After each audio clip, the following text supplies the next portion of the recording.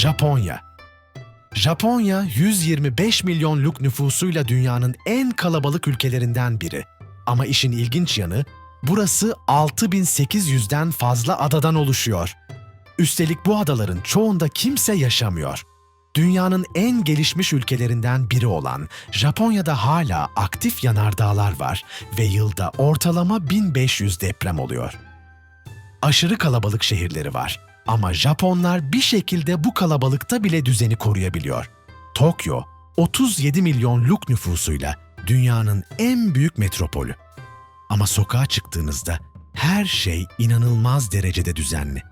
Kimse birbirini itmez, çöpler yerlerde sürünmez. Hatta toplu taşımada çıt çıkmaz. Peki Japonya'yı bu kadar farklı kılan şey ne? Neden burada iş yerinde uyumak normal sayılıyor? İnsanlar neden sosyal hayat yerine işkolik olmayı seçiyor? Ve en önemlisi, neden bu ülkede 20.000 dolara kavun satılıyor? Hadi keşfedelim. Bir sonraki bölüme geçmeden önce böyle ilginç içeriklerin devamı ve bize bir nebze de olsa desteğiniz için lütfen kanala abone olmayı ve videoyu beğenmeyi unutmayın. Çoğu ülkede iş yerinde uyumak kovulmanıza neden olabilir ama Japonya'da tam tersi. Burada inemuri diye bir kavram var. Yani çalışırken aşırı yorulmuşsanız ve uyuyakalırsanız bu sizin çok çalıştığınızı gösteriyor ve patronlar bunu olumlu karşılıyor. Hatta bazı yöneticiler iş arkadaşlarının uyku şekline göre onların gerçekten çalışıp çalışmadığını anlayabiliyor. Dövmeniz varsa bazı yerlerden kovulabilirsiniz. Japonya'da dövmeli olmak hala bir tabu. Bunun nedeni dövmelerin geçmişte Yakuza yani Japon mafyasıyla özdeşleşmiş olması. Hatta birçok halka açık hamam, kaplıca ve yüzme havuzu dövmeli insanları içeri almıyor. Eğer bir turist olarak Japonya'ya gidip rahatça yüzmek istiyorsanız, dövmenizi kapatacak bir şey bulsanız iyi olur. 20.000 dolarlık karpuz, 1.000 dolarlık üzüm. Japonya'da meyve yemek lüks sayılıyor. Ama sadece meyve değil, bazıları gerçekten uçuk fiyatlara satılıyor. Mesela bir kavun düşünün, fiyatı 20.000 dolar. Evet, yanlış duymadınız. Hatta bir üzüm salkımı bile 1.000 doları bulabiliyor. Peki neden? Çünkü bu meyveler özel seralarda yetiştiriliyor, mükemmel yuvarlaklıkta oluyor ve genellikle lüks hediyelik olarak satılıyor. Telefonunda konuşursan insanlar sana sinir olur. Japonya'da toplu taşımada telefonla konuşmak büyük bir saygısızlık olarak görülüyor. Eğer bir metroya binerseniz içeride derin bir sessizlik fark edersiniz. Kimse telefonla konuşmaz, hatta insanlar öksürürken bile ağzını iyice kapatmaya çalışır. Japonların bu aşırı sessizlik kuralı turistleri bile şaşkına çeviriyor. Japonya'da aile kiralayabilirsiniz. Bu, belki de Japonya'nın en garip sosyal hizmetlerinden biri. Eğer yalnız hissediyorsanız Japonya'da kiralık aile hizmeti var. İsterseniz sahte bir anne baba, isterseniz kardeş veya sevgili bile kiralayabilirsiniz. Hatta bu hizmeti kullanan bazı insanlar yıllarca sahte aileleriyle görüşmeye devam ediyor. Gerçek bir aile gibi zaman geçiriyorlar ama işin sonunda bu tamamen bir hizmet. Japonya'nın garip kültürü sadece bunlarla sınırlı değil. Peki ya Tokyo'nun yeraltı sırları ve terk edilmiş metro istasyonlarında duyulan ürkütücü sesler? Sonraki bölümde Japonya'nın en korkutucu ve gizemli yanlarını keşfedeceğiz. 2. Bölüm. Japonya'nın karanlık ve korkutucu yüzü. Şimdiye kadar Japonya'nın ilginç kültürel yönlerini gördük ama peki ya karanlık tarafı? Bu ülkenin sokaklarında hayaletler gezdiğini biliyor muydunuz? Ya da bazı yerlerin o kadar lanetli olduğunu, kimsenin yaklaşmaya cesaret edemediğini? İşte Japonya'nın en korkutucu sırları. Aokigahara Ormanı. İntihar edenlerin terk edilmiş ruhu. Burası, dünyanın en ürkütücü yerlerinden biri olarak biliniyor. Fuji Dağı'nın eteklerinde bulunan Aokigahara Ormanı, sadece doğasıyla değil, içindeki korkunç hikayelerle ünlü. Burası, intihar ormanı olarak anılıyor Çünkü her yıl yüzlerce insan burada yaşamına son veriyor. Öyle ki Japon yetkililer düzenli olarak ceset aramak zorunda kalıyor.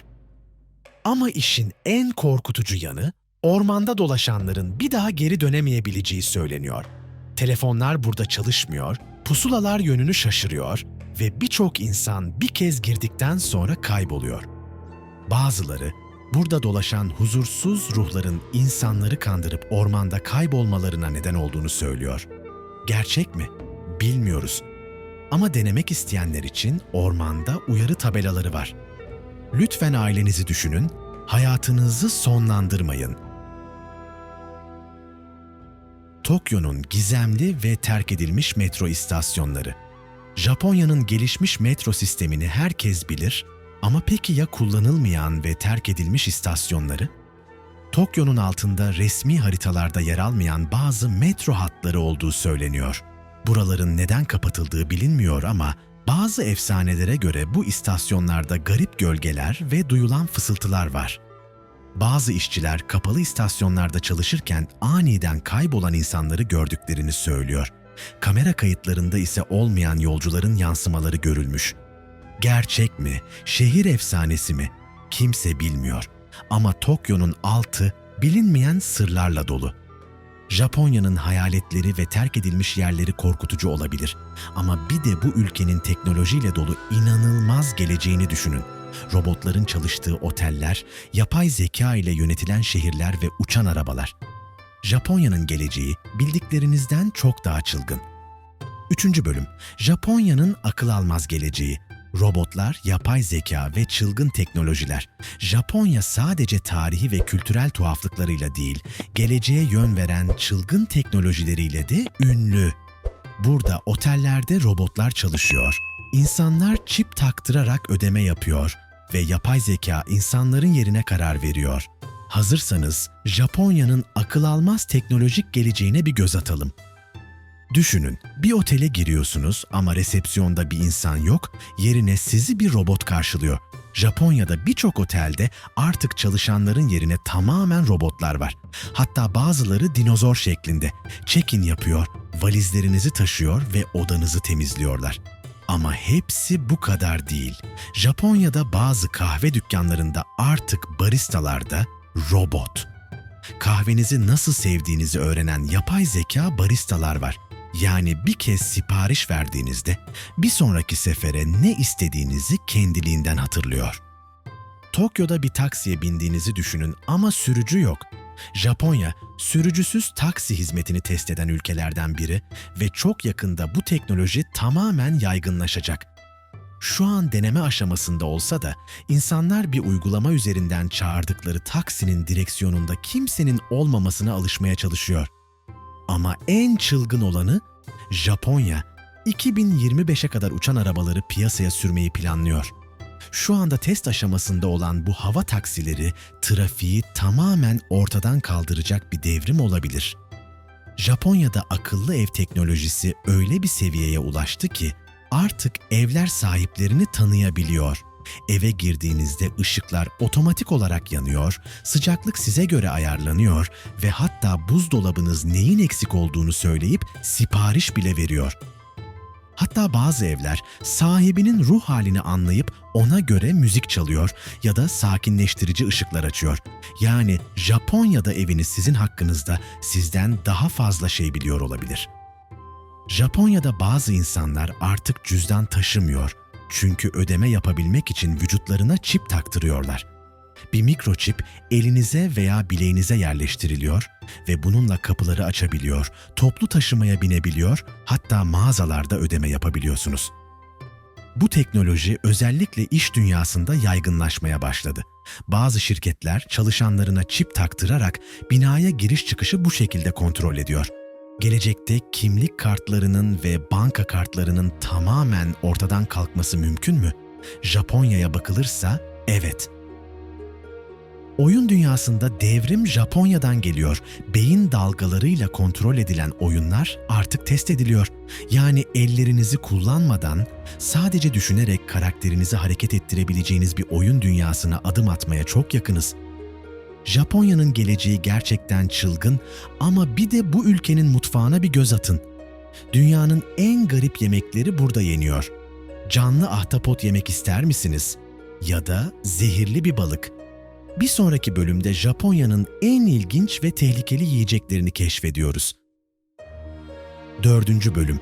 Japonya'nın en ilginç ve tehlikeli yemekleri. Japon mutfağı deyince aklınıza ne geliyor? Sushi mi? Ramen mi? Peki ya canlı ahtapot yeme fikrine ne dersiniz? Ya da yanlış hazırlanırsa sizi öldürebilecek bir balık? Japonya'nın mutfağı bildiğiniz hiçbir şeye benzemiyor. Şimdi bu çılgın dünyaya bir göz atalım. Fugu balığı. Bu bir yemek değil, resmen bir ölüm oyunu. Fugu balığı, Japon mutfağının en tehlikeli yiyeceklerinden biri çünkü yanlış kesildiğinde ölümcül bir zehir salgılıyor. Pufferfish olarak da bilinen bu balığın iç organlarında bulunan tetrodotoksin isimli zehir, siyanürden 1200 kat daha güçlü. Japonya'da sadece özel eğitim almış lisanslı şefler bu balığı servis edebiliyor. Ama her yıl yanlış pişirilen fugu nedeniyle insanlar hayatını kaybediyor. Yani gerçekten denemek ister miydiniz? Canlı ahtapot. Evet, yanlış duymadınız. Japonya'da bazı restoranlarda ahtapotu canlı canlı yiyebilirsiniz. Odori don adı verilen bu yemek, tabakta hala hareket eden ahtapot tentakülleriyle servis ediliyor. Ahtapotun sinirleri henüz ölmediği için soya sosu döktüğünüzde hala kıpırdıyor. Ama bu yemeğin en büyük tehlikesi, ahtapotun vantuzları boğazınıza yapışarak sizi boğabilir. Her yıl onlarca kişi bu yüzden hastaneye kaldırılıyor. Yani yemek yerken dikkatli olmak şart. Japonya'da popüler bir diğer yemek olan Ikea odori don, yani dans eden kalamar, aslında ölü olmasına rağmen hareket etmeye devam ediyor. Nasıl mı? Kalamar öldükten sonra sinir hücreleri hala aktif oluyor ve üzerine soya sosu döküldüğünde kaslar tepki vererek hareket etmeye başlıyor. Yani masanıza gelen yemek sanki canlıymış gibi size doğru sürünmeye devam ediyor. Görmek biraz korkutucu olsa da Japonlar için bu tamamen normal bir mutfak deneyimi. Kapsül oteller ve ultra küçük evler. Japonya'da yer sıkıntısı o kadar büyük ki insanlar kapsül otellerde ve küçücük apartmanlarda yaşıyor. Tokyo gibi büyük şehirlerde metrekare başına düşen insan sayısı çok fazla olduğu için birçok kişi 9-10 metrekarelik minik evlerde yaşıyor. Daha da ilginç olanı, kapsül oteller. Japonya'da geceyi geçirmek için kocaman bir otele ihtiyacınız yok. İçinde sadece bir yatak ve küçük bir televizyon bulunan kapsül odalar hem ucuz hem de pratik bir konaklama yöntemi olarak kullanılıyor. Japonlar neden sürekli maske takıyor?